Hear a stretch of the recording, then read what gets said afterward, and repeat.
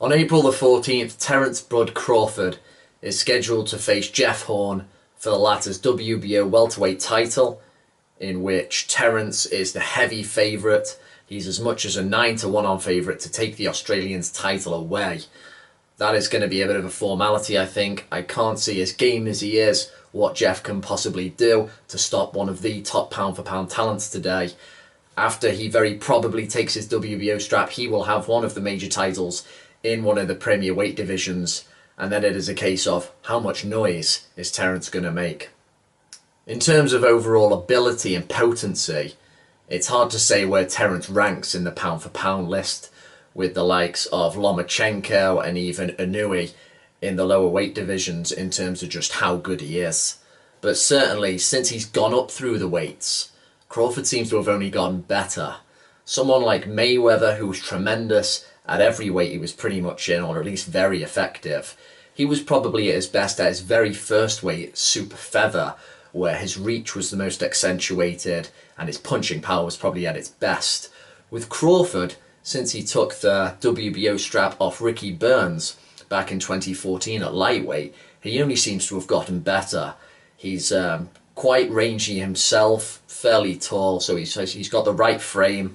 It's pretty much very similar to Keith Thurman's at welterweight, so he's got the frame, and he's, in terms of ability, he just seems to have grown, and he's gone up the weights. When he initially went up and beat up Thomas Delorme, I know Delorme wasn't a lot to write home about, but the manner in which he took him out, he looked like he's got a bit more pop to his punches now.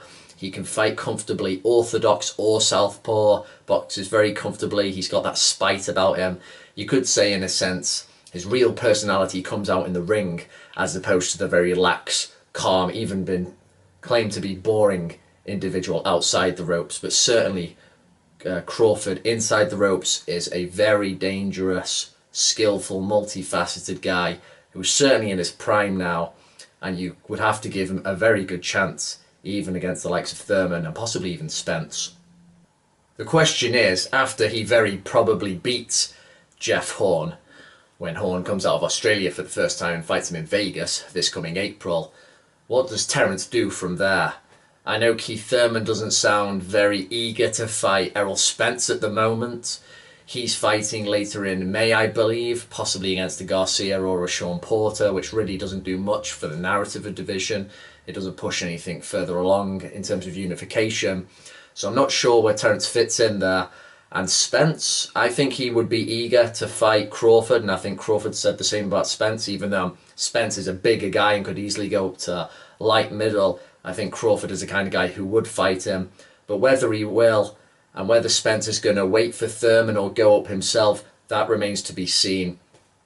But going off the probability, hopefully I'm not jinxing it, that Crawford does indeed take Jeff Horn's WBO title, where do you think he goes from there?